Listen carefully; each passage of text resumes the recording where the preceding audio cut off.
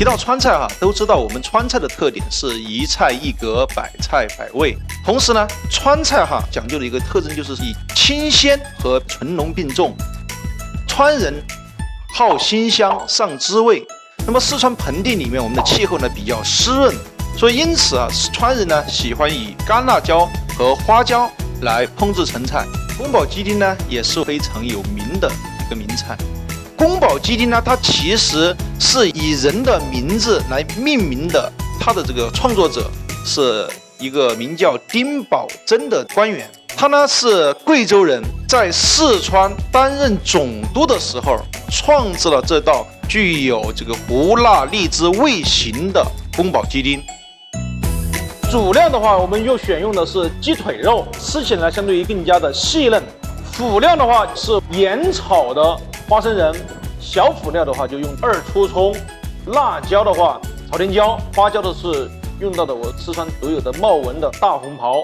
那么鸡腿的话，首先要给它去骨，用我们的刀尖刀水骨肘，把这个肉厚的地方给它片开，用刀根把经络给它斩断，这样吃起来呢就会更加的细嫩。斩好以后呢，我们就可以把它均匀的切成1.5厘米方的丁状。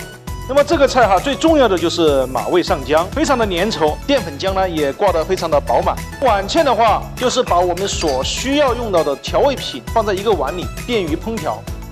制锅呢也是热锅凉油加入我们的凉油。川菜讲究的是小煎小炒，一锅成菜。油温呢，我是保持在个5成左右的油温。这个时候下入我们的鸡丁，勺子上蘸点水，这样避免粘锅。加入我们的这个干辣椒、花椒，一起炒。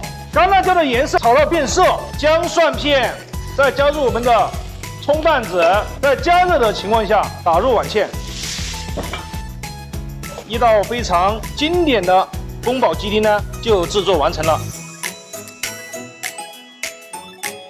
发展至今，我们川菜呢已经形成了有更多的新派川菜、精品川菜的这样一个创作，口味的话，甚至已经达到了50来种了。